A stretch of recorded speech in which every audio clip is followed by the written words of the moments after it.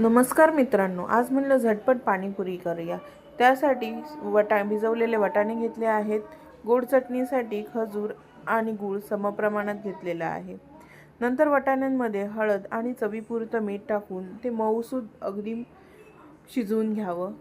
गोड पाणीसाठी गूळ आणि खजूर यांना एक उकळी आणावी व ते मिक्सरमध्ये नंतर वाटून घ्यावे। वाटून घेतल्यानंतर आपली गोड चटणी तयार आहे।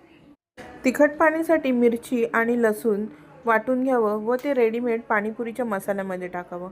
त्याने पाणीपुरीच्या तिखट पाणी अगदी सुंदर बनतं। अशा पद्धतीने 1 तासाच्या आत आपली रगडा तिखट पाणी गोड पाणी तयार झालेला आहे। माझी मुलं तर नेहमी घरची पाणीपुरीच आवडीने खातात, बाहेरची पाणीपुरी तर खात नाही। त्यांना खूप आवडते। तुम्ही पण नक्की ट्राय करा आणि तुमच्या घरातल्यांना मुलांना खायला द्या।